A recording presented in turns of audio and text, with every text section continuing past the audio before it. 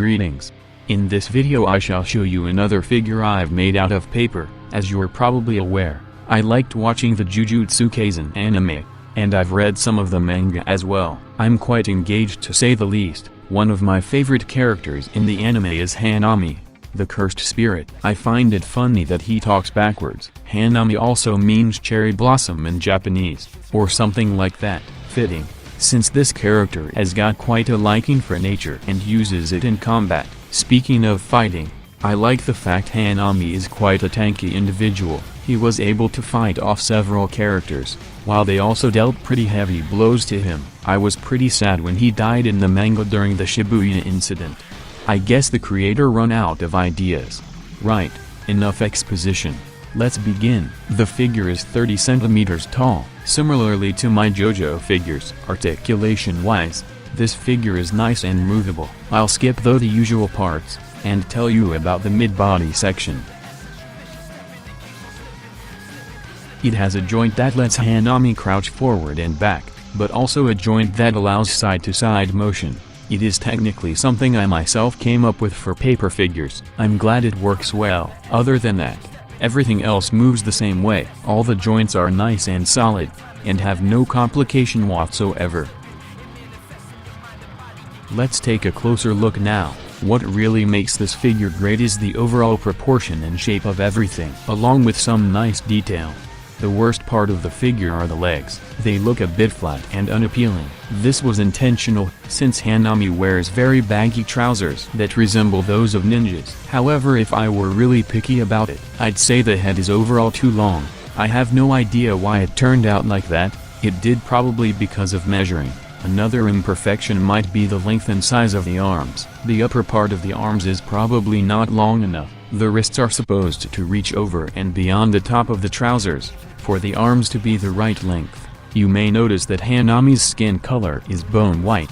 I don't have any alcohol marker for that color. However, luckily I had this A3 card paper that was slightly yellower than the one I use most of the time. This is what I call adapting.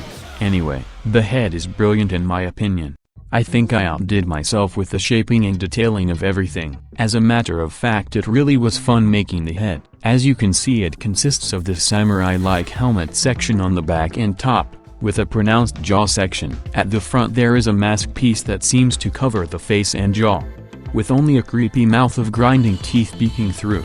In place of the eyes there are these twig-like things. They are Hanami's weak point, by the way. A flaw in the head, as previously mentioned, is the fact that it extends far back too much, making it look longer than it should be. Shading is present on the whole figure, as you probably noticed. It really helps to enhance the sculpt and shaping of everything. Moving down, there's the neck. It has a nice sculpt and shading. It is quite bulky, but despite that, it can still move well. Near it are these muscles that expand towards the back, which has a really nice sculpt, I think.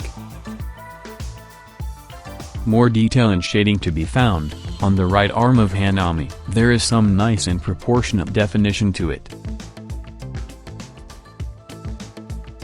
The bicep section can actually rotate around to aid to the posing of the figure. Here is the right hand. It has a slight red tint to it. Unfortunately, it is somewhat unavoidable when using clear sheets of card.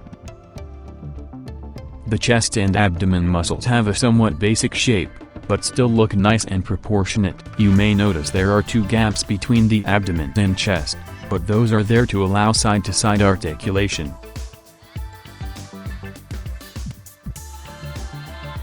Coming down, here is some detail on both the body and trousers of Hanami. You can still see here all these black tattoo-like lines running down along the whole body of the figure. I was able to get good shapes, I suppose. Now comes a quite dull part of the figure, which is the legs. In theory they should be connected near the bottom, because of the type of trousers, but I'm not advanced enough to make such a thing. Anyway, some shading can be found across each leg. It looks okay, nothing groundbreaking. Finally, the feet. As you can see, they have a nice monster-like sculpt. They are very solid, and both end with 5 digits that have pointy toenails.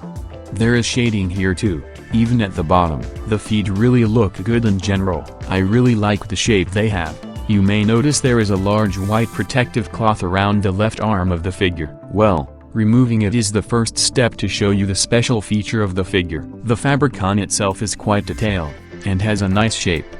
As you can see, it can be removed by unlocking the mechanism on the right side. It's a very basic but ingenious mechanism.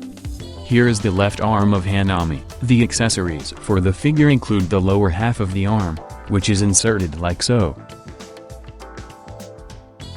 The other accessory is a rose-like attachment. It doesn't have much detail, but it has an okay shape.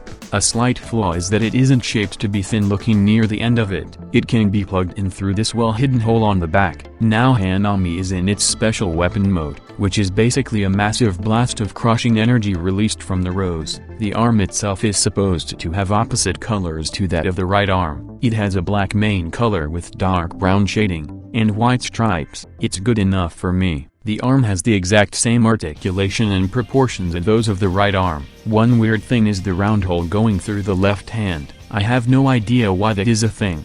Anyway, once the special ability is released, you can just remove the lower left arm, along with the rose, and put back the protective covering.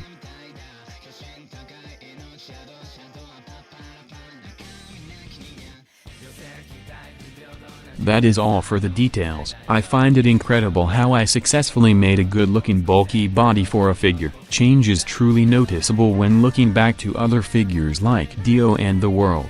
On a final note, this figure quickly became a favorite of mine in my collection. It is so overall good that I cannot stop looking away from it. For the first time maybe, I made a figure with actually good muscles and proportions. I hope you like seeing this figure as much as I do.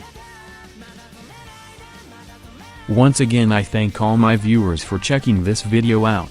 I will hopefully see you on the next video.